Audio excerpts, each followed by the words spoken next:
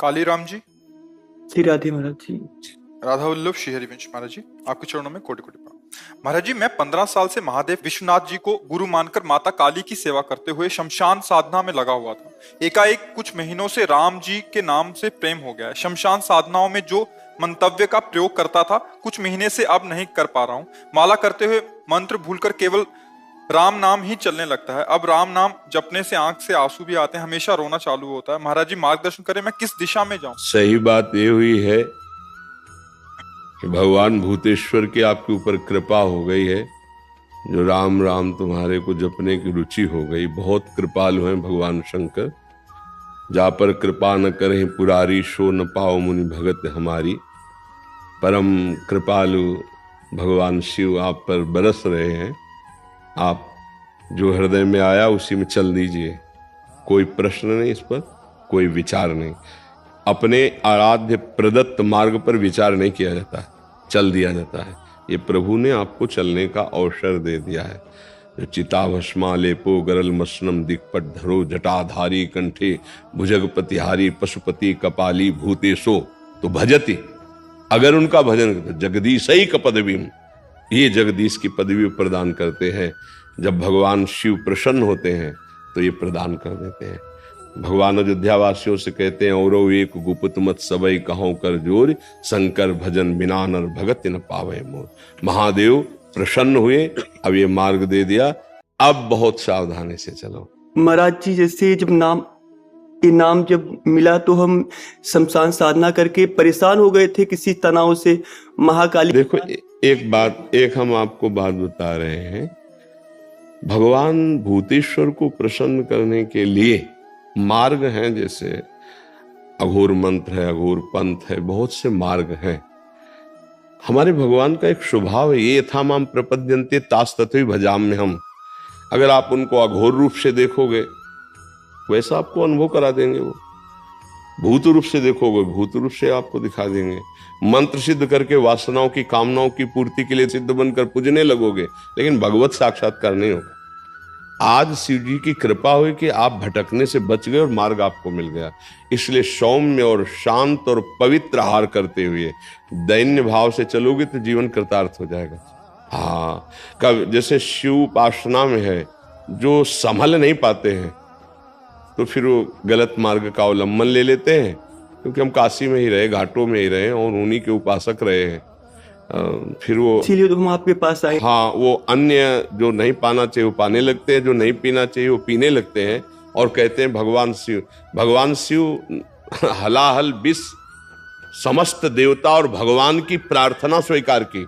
जिस समय समुद्र मंथन हुआ तो समुद्र मंथन से सबसे पहले हलाहल विष निकला, जो पूरे विश्व को भस्म कर देता।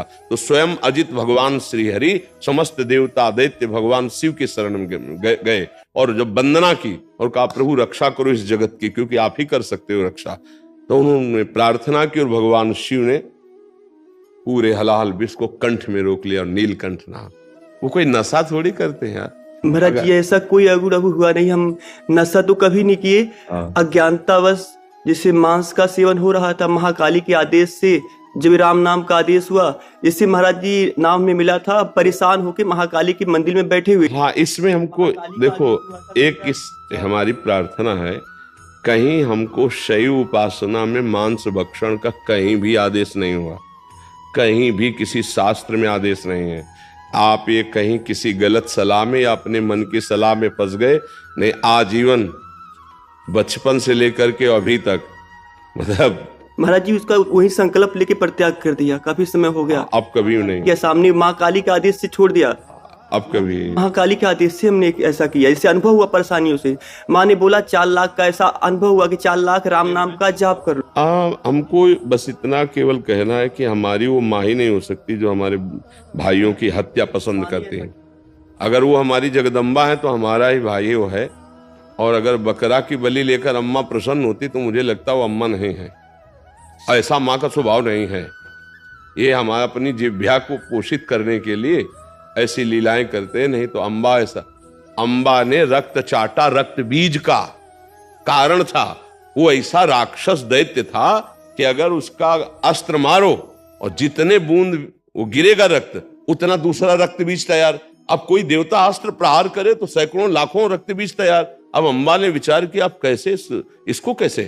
भाई आप जितना काटो उसको, एक को काटा जितना रक्त निकला, लाखों रक्त बीज वैसे ही तैयार हो गए। तब आद्या शक्ति महाकाली की सब देवताओं ने प्रार्थना की कि अम्मा तुम ही देख सकती हो, बहुत ही उद्दंडता कर रहा है। तो योजनों लंबी जिह्वा, योजनों विशाल खड्ग और खप्पर मारा, जिह्वा में लपेट करके पूरा चाट गए, एक और नहीं, सबको मार के। तो अम्बा ने ये किया है अपने बेटों के रक्षा के लिए। ये जो निरीह जीव हैं, तुम्हारे एक चुटकी से ऐसे काटे तो आ करोगे, पर दुख देने वाला कभी सुखी हो जा, किसी की आराधना करता हो, मुझे तो समझ में नहीं आता। आराधना का स्वरूप होता है परिहित सरिष। कोई भी सिद्धांत ऐसा हमें आज तक नहीं मिला, क्योंकि शैव उपासना में हम भी रहे और बहुत अनन्य रहे और कट्टर शैव रहे, कोई मिलावट नहीं रही है। हाँ, ऐसा नहीं कि हम चिता की भस्म नहीं लगाई या काशी के घाटों का सेवन नहीं किया या भस्मीभूत महादेव जी की आराधना नहीं की, पर अभक्षा भक्ष का कहीं भी ऐसा नहीं लिखा। देखो, एक स्थिति होती है, जैसे आद्य गुरु भगवान शंकराचार्य जा रहे थे तो अपने शिष्यों की परीक्षा के लिए वो एक जगह मछली बिक रही थी, ऐसे उठाया, ऐसे ऐसे खड़े हो गए। तो 4 जो शिष्य थे वो खड़े रहे ऐसे, और अन्य जो थे गुरुजी पा रहे तो अनुकरण कर रहे हैं।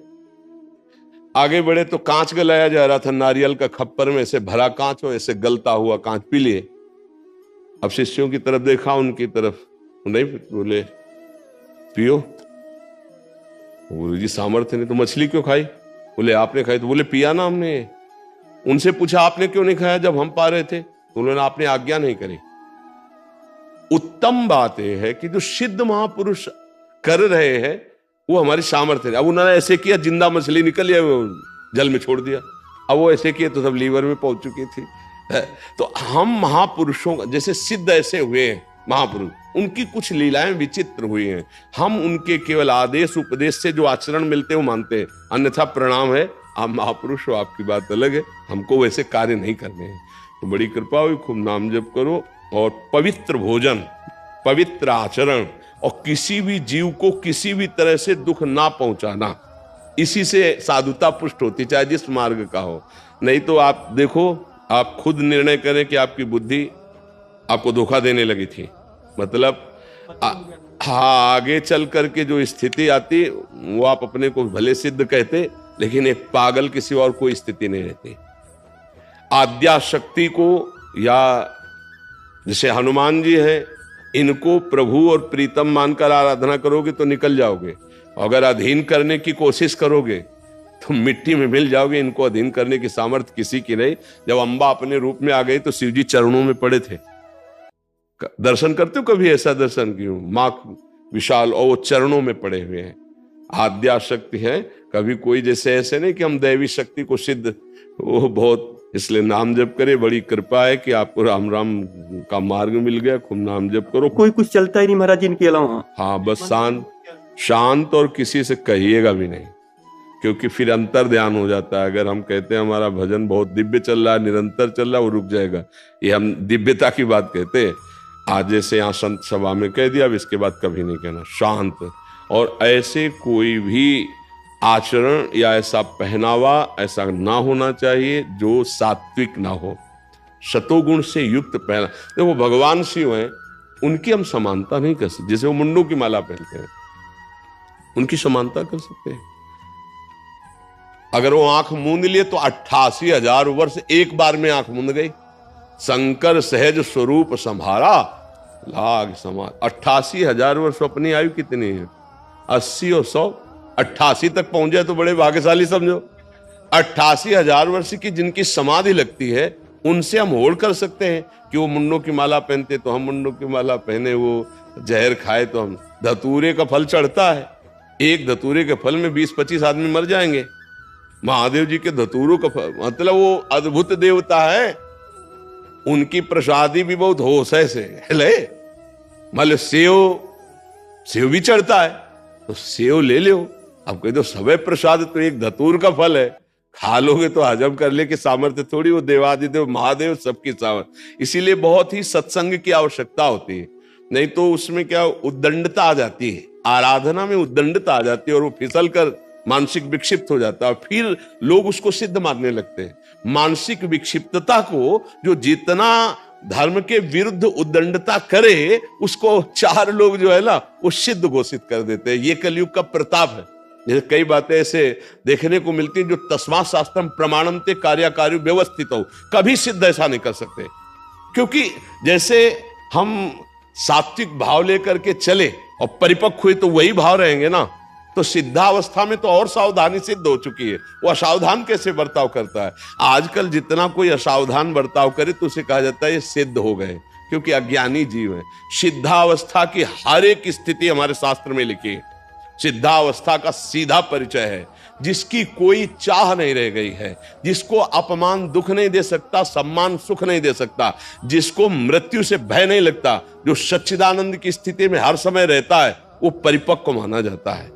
अब ऐसा नहीं कि भक्ष का कोई विधान न माने, मनमानी आचरण कर बोले, क्यों बोले सिद्ध हो गए या उदित हो गए, ऐसा हमने शास्त्रों में नहीं पाया। हमने सिद्धों के खूब दर्शन किए गंगा किनारे, बड़ी मर्यादा से, बड़ी शास्त्र पद्धति से रहने वाले। तो इसलिए सावधान होकर चला जाए, कहीं त्रुटि न हो जाए, नहीं बुद्धि भ्रष्ट हो जाएगी, डिप्रेशन में पहुंच जाएगा, पागल हो जाएगा और उसे लोग सिद्ध मानेंगे। चमत्कार ये होता है कि उसी को सिद्ध मान लिया जो इतना ऊट पटांग बोले अरे सिद्ध पुरुष अवधूत है इनकी, नहीं, उसको दवा की जरूरत है। उसे दवा ले, शांति से शास्त्र मर्यादा से चले, ऐसा है जी।